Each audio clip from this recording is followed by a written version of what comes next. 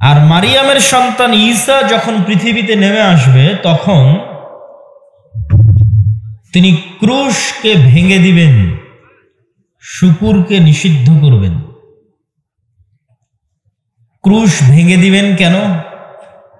কেননা যেই মুহূর্তে ঈসা বিন মারিয়াম নামবেন, সেই নামার প্রেক্ষাপটটা হবে ক্রুশ ভেঙে দেওয়ার মতো। কি সেই প্রেক্ষাপট?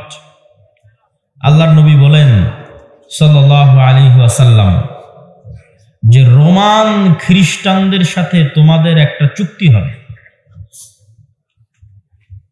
এই চুক্তির ভিত্তিতে তোমরা আর রোমান খ্রিস্টানেরা এক কমন শত্রুর বিরুদ্ধে লড়াই করবে। সেই কমন শত্রু কে হবে আল্লাহ ভালো জানে। রোমান খ্রিস্টান এবং মুসলমানেরা একসাথে কাঁধে কাঁধ মিলিয়ে এক কমন শত্রুর বিরুদ্ধে যুদ্ধ করবে। সেই যুদ্ধে তোমরা বিজয়ী হবে। বিজয়ী হওয়ার পর একজন রোমান খ্রিস্টান ক্রুশকে এভাবে উঁচিয়ে ধরে বলবে যে ক্রুশের জয় হোক, ক্রুশের কারণে বিজয় হয়েছে। তখন এক মুসলমানের গায়রাত, ইমানি গায়রাত জেগে যাবে। তখন সে ওই ক্রুশকে ভেঙে দিবে। যখন ক্রুশকে ভেঙে দিবে তখন রোমান খ্রিস্টান আর মুসলমানেরা মুখোমুখি দাঁড়াবে। এই ক্রুশ ভাঙ্গার কারণে রোমান খ্রিস্টান আর মুসলমানেরা মুখোমুখি দাঁড়াবে পরস্পরের বিরুদ্ধে যুদ্ধ করার জন্য। শুধু ক্রুশ ভাঙ্গার কারণে একজন মুসলমান ক্রুশ ভেঙে দিবে। এই কারণে আল্লাহর নবী বলছেন প্রায় ৮০টি পতাকার নিচে, প্রত্যেক পতাকার নিচে ১২,০০০ করে সৈন্যবাহিনী থাকবে। প্রায় ৮০টি পতাকার নিচে, যে ৮০টি পতাকার প্রত্যেক পতাকার অধীনে ১২,০০০ সেনা থাকবে।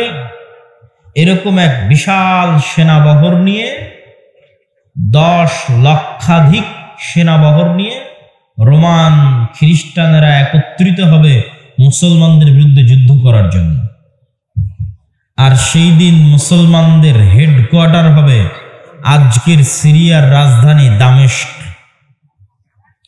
যেই দামেস্ক কিছুদিন পূর্বে মুজাহিদেরা বিজয় করেছে, সেই দামেস্ক।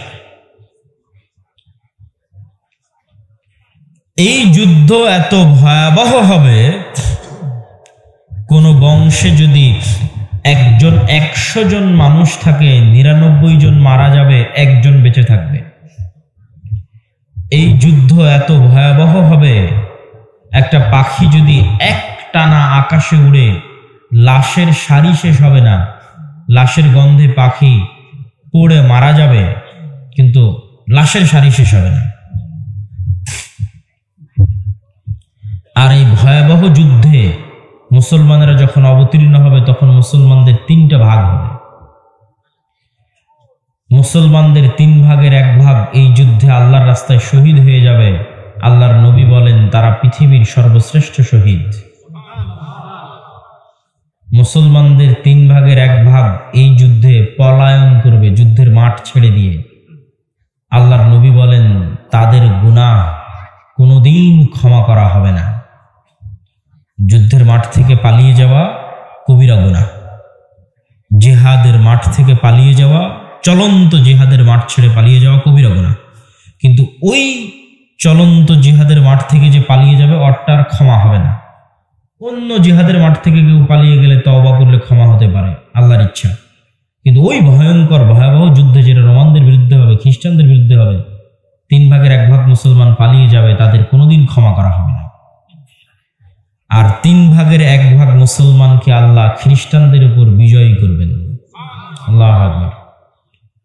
আর ওই ১ ভাগ মুসলমান কোনোদিন ফিতনার মধ্যে পতিত হবে না। বলেন আল্লাহু আকবার। যে ১ ভাগ মুসলমান ওই যুদ্ধে বিজয়ী হবে, তারা কোনোদিন এই যুদ্ধের পরে আর কোনো ফিতনার মধ্যে পতিত হবে না।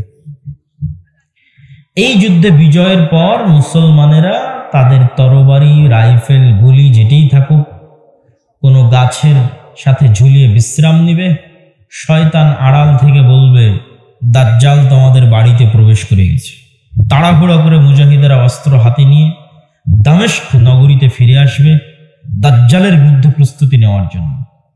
কিন্তু আসার পথে তারা বুঝবে যে ঘটনা মিথ্যা, দাজ্জাল তখনও বের হয়নি। কিন্তু দাজ্জাল বের হওয়ার পরিবেশ আসলে তৈরি হয়ে গেছে, তারাও বুঝতে পারবে। যখন দামেস্কে ফিরে আসবে, দামেস্কের কোন এক মসজিদে ঈসা আলাইহিস সালাতু ওয়াস সালাম এই যুদ্ধের পরবর্তী সময়ে এই মুজাহিদদের মধ্যেই 2 ফেরেশতার কাঁধে ভর দিয়ে দামেস্কের কোন এক মসজিদের, মুফাসসির মুহাদ্দিসদের দাবি জামে মসজিদ উমাইয়াদের তৈরি দামেস্কের সবচেয়ে বড় জামে মসজিদ, জামে মসজিদ আল উমাবি, যেখানে দাঁড়িয়ে খুতবা দিয়ে মুজাহিদদের নেতা তাদের বিজয়ের ঘোষণা দিলেন, সেই মসজিদে মুফাসসির মুহাদ্দিসরা বলেন যে এই মসজিদেই তিনি অবতরণ করবেন। তখন তিনি অবতরণ করবেন, তারপরে তো অবশ্যই দাজ্জালের বিরুদ্ধে যুদ্ধ হবেই। দাজ্জালের বিরুদ্ধে যুদ্ধের কথা বলা আছে যে ঈসা আলাইহিস সালাতু ওয়াস সালাম দাজ্জালকে ধরার জন্য জেরুজালেমের উদ্দেশ্যে রওনা দেবেন। জেরুজালেমের বাব আল লুদ নামক দরজার সামনে তিনি দাজ্জালকে হত্যা করবেন। দাজ্জাল ঈসা আলাইহিস সালাতু ওয়াস সালামকে দেখে পানির মতো গলতে থাকবে, লবণ যেভাবে গলে, কিন্তু গলে শেষ হওয়ার আগে ঈসা আলাইহিস সালাম তাকে হত্যা করবেন নিজে হাতে। তো এত লম্বা ঘটনা কোন প্রেক্ষিতে বললাম? যে ঈসা আলাইহিস সালাম পৃথিবীতে নেমে আল্লাহর নবী বলছেন তিনি ক্রুশ ভেঙে দিবেন। কেন ভাঙবেন? এত বড় যুদ্ধের শুরুই তো হলো ক্রুশ ভাঙাকে কেন্দ্র করে। ফলত মুসলমানেরা যখন বিজয়ী হবে, সারা পৃথিবী থেকে ক্রুশ উঠে যাবে, শুকুরের গোস্তকে হারাম করে দিবেন। আর 3 নাম্বার কি করবেন? এটা আমাদের আজকের আলোচ্য বিষয়ের মূল পয়েন্ট। আল্লাহর নবী 3 নম্বরে বলছেন তিনি হবেন হাকামান মুকসিতা, 7 বছর ব্যাপী পৃথিবীতে ন্যায়ের শাসন, ন্যায় বিচারের শাসন প্রতিষ্ঠা করবেন। বলেন আল্লাহু আকবার।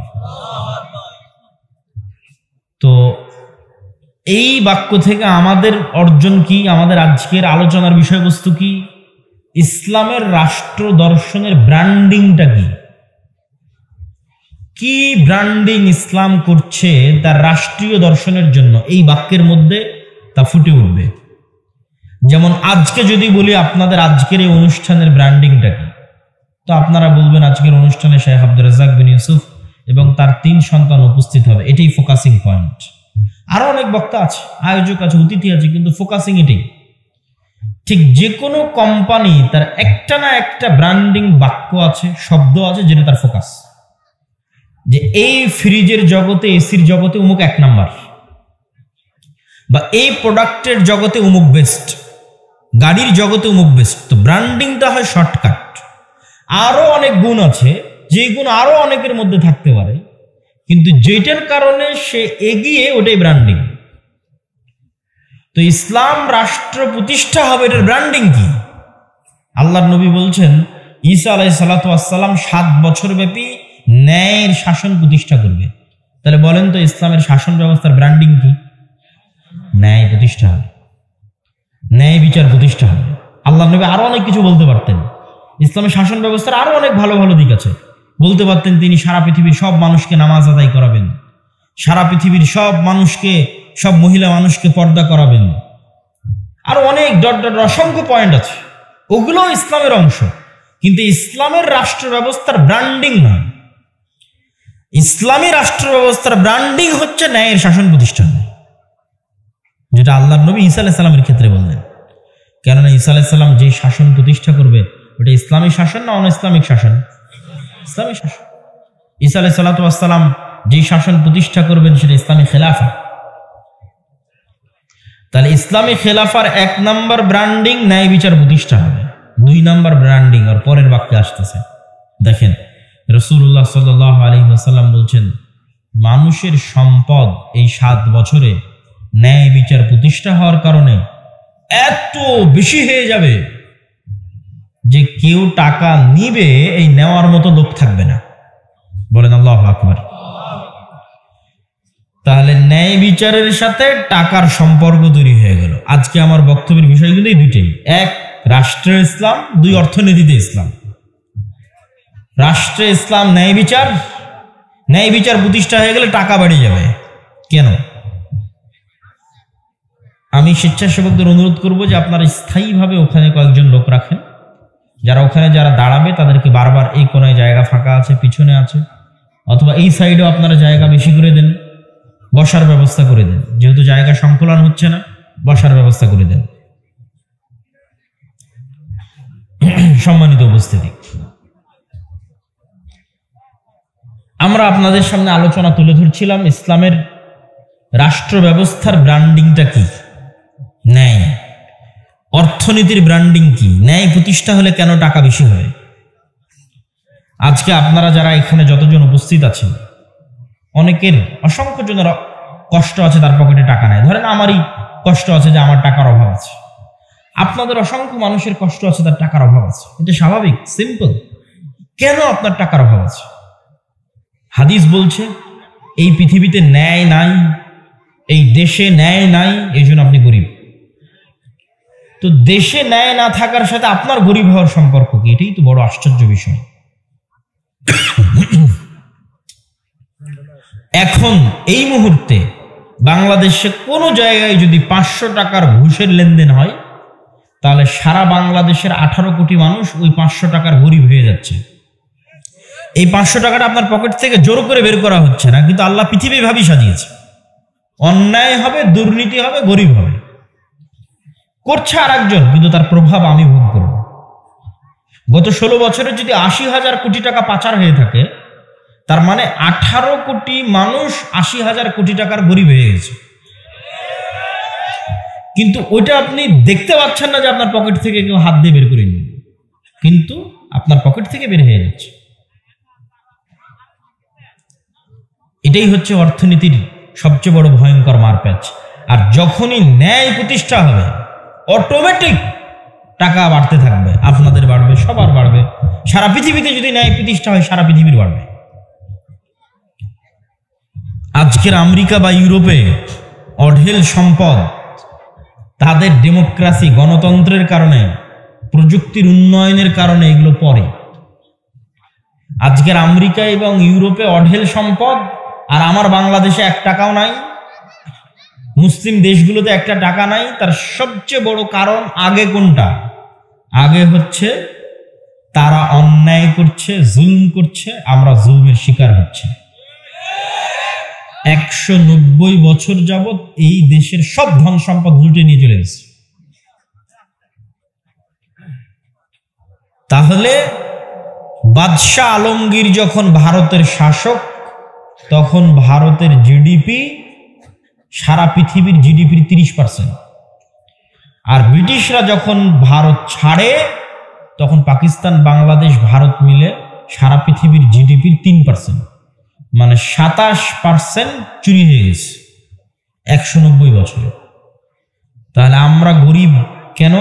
আর একজনের জুলমের শিকার হওয়ার কারণে গরিব। পৃথিবীতে জুলম চলতেছে। আফ্রিকান মুসলিমেরা গরিব কেন? আফ্রিকান কান্ট্রিগুলোর সব খনিজ সম্পদ ইউরোপ আর আমেরিকা লুট করে নিয়ে চলে যাচ্ছে, এই জন্য আফ্রিকার মুসলমানরা গরিব। আপনি যান, গিয়ে দেখেন। তাহলে পৃথিবীতে আমরা গরিব আছি, পৃথিবীতে মানুষ গরিব আছে, কারণ পৃথিবীতে জুলম আছে। পৃথিবীতে যদি ন্যায় প্রতিষ্ঠা হবে, পৃথিবীতে কেউ গরিব থাকবে না। আল্লাহর নবী বলছেন হাদিসে যে ঈসা আলাইহিস সালাতু ওয়াস সালাম হাকামান মুকসিতা, সারা পৃথিবীতে ন্যায় বিচার প্রতিষ্ঠা করবেন। আর ন্যায় বিচারের ফলে কি ঘটবে? টাকা নেওয়ার মতো লোক থাকবে না। এটা লজিক্যাল, এটা বাস্তব, এটা সত্য। সম্মানিত উপস্থিতি, এই জন্য আমাদের আগে বুঝতে হবে রাষ্ট্রে ইসলাম গেলে উপকার কি। মানুষকে ভয় দেখানো হয়, রাষ্ট্রে ইসলামের নেগেটিভ চরিত্র দেখানো হয়। রাষ্ট্রে ইসলাম গেল মানে জঙ্গি হয়ে গেল, রাষ্ট্রে ইসলাম গেল মানে সন্ত্রাসী হয়ে গেল। আর আল্লাহর নবী বলছেন রাষ্ট্রে ইসলাম গেল মানে ন্যায় বিচার প্রতিষ্ঠা। সম্মানিত উপস্থিতি, যখনই মানুষ বুঝবে যে রাষ্ট্রে ইসলাম গেলে ন্যায় প্রতিষ্ঠা হবে, একটা মানুষ মাজলুম হবে না, রাষ্ট্রে ইসলাম গেলে মানুষের ধন সম্পদ বেড়ে যাবে, তখন আপনিও চাইবেন যে রাষ্ট্র ক্ষমতা ইসলাম যাক। চাইবেন না? চাইবেন না? অবশ্যই চাইবেন। প্রশ্ন হচ্ছে যাবে কিভাবে? রাষ্ট্রে ইসলাম যাবে ঠিক ওইভাবেই যেইভাবে নবী রাসূলদের মাধ্যমে রাষ্ট্রে ইসলাম গেছে, নবী রাসূলদের পদ্ধতির বাইরে আর কোনো পদ্ধতিতে পূর্ণাঙ্গ ইসলামের রাষ্ট্রে যাওয়ার কোনো উপায় নাই। নবী রাসূলের পদ্ধতির বাইরে যে কোনো পদ্ধতিতে আপনি ইসলামকে রাষ্ট্র ক্ষমতায় নিয়ে যেতে চাইবেন, সেটা গণতন্ত্রের মাধ্যমে হোক, সমাজতন্ত্রের মাধ্যমে হোক, ধর্মনিরপেক্ষ মতবাদের মাধ্যমে হোক, নবীদের দেখানো পথ পদ্ধতির বাইরে আর যে কোনো পথ পদ্ধতির মাধ্যমে ইসলামকে রাষ্ট্র ক্ষমতায় নিয়ে যেতে চাইবেন, আপনি নিশ্চিত থাকেন পূর্ণাঙ্গ ইসলাম রাষ্ট্র ক্ষমতায় নবীদের পদ্ধতির বাইরে যেতে পারবে না। নবীদের পদ্ধতির বাইরে যে কোনো তন্ত্রমন্ত্রের মাধ্যমে ইসলামকে রাষ্ট্র ক্ষমতায় নিয়ে যেতে চাইলে সেটি বিকৃত ইসলাম যাবে, সেটি ভেজাল ইসলাম যাবে, সঠিক অবিকৃত ইসলাম যাবে না।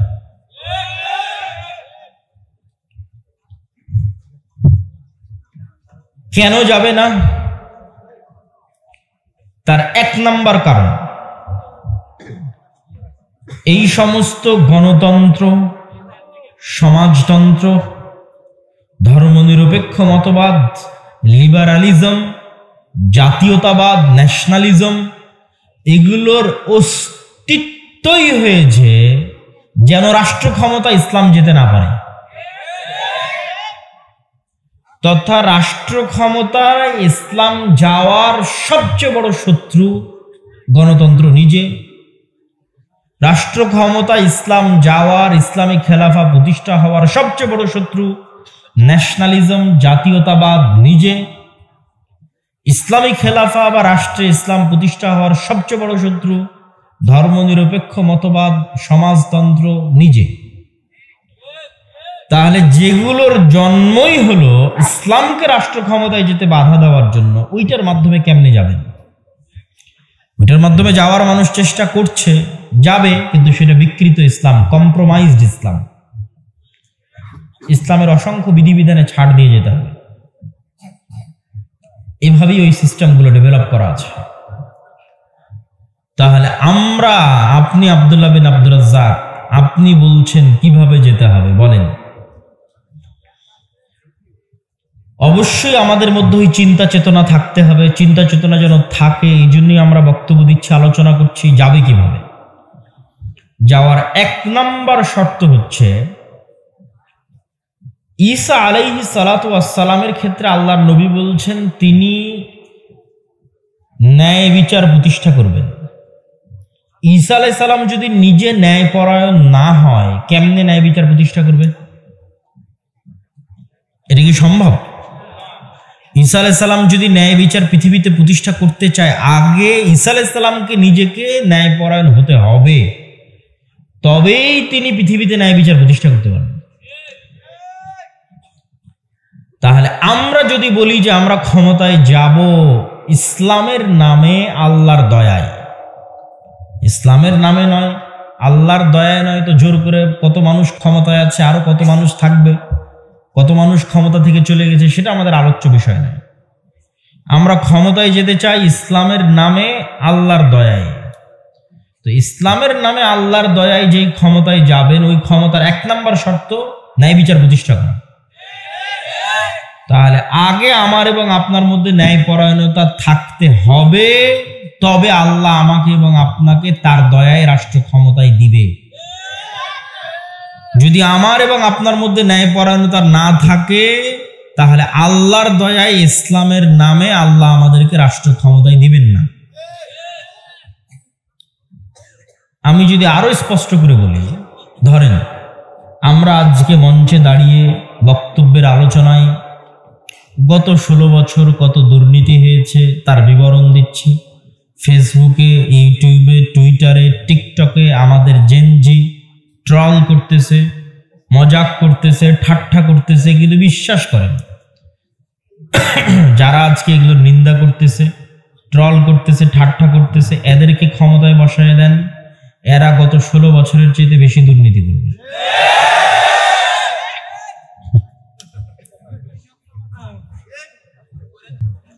জি, তো আমরা বলছি আর একজনের দুর্নীতি, আর একজনের অসততা, অন্যায় পরায়ণতার দুর্নাম করছি মানে আল্লাহ আমাকে দিয়ে দিবে ক্ষমতায়, এটা নয়। আল্লাহ সুবহানাহু ওয়া তাআলা জানেন যে আপনাকে ক্ষমতায় দিলে আপনি ওর চেয়ে বড় দুর্নীতিবাজ হবেন। তাহলে আপনি যদি বলেন ইসলামের নামে আমাকে ক্ষমতায় যেতে হবে, তাহলে 1 নম্বর শর্ত হচ্ছে আগে নিজের মধ্যে, নিজের পরিবারে, নিজের ব্যক্তিগত জীবনে, সমাজে যে যে ছোট্ট ছোট্ট জায়গায় আছেন, ওই প্রত্যেক ছোট জায়গায় শতভাগ ন্যায়পরায়ণতা প্রতিষ্ঠা করতে হবে। এটা শুধু আমার এবং আপনার জেনারেল শিক্ষিত মানুষদের জন্য না, আলেম ওলামাদের জন্য। এই যে আলেম ওলামারা ওর প্রোগ্রাম বন্ধ করে দিচ্ছে, ওর বিরুদ্ধে বক্তব্য দিচ্ছে, ওর মসজিদে হামলা করতে যাচ্ছে, ওর মাদ্রাসায় হামলা করতে যাচ্ছে, তাহলে তাদের হাতে যদি রাষ্ট্র ক্ষমতা চলে যায় কি করবে? ন্যায় বিচার প্রতিষ্ঠা করতে পারবে? তাহলে আলেম ওলামাদের মধ্যে যত মতভেদ আছে, মাদ্রাসায় যত গন্ডগোল আছে, ইসলামী দলে যত গন্ডগোল আছে, এই ধরেন তাবলিগ জামাতের 2 গ্রুপ মারামারি করতেছে, এরকম কি হানাফি কি আহলে হাদিস,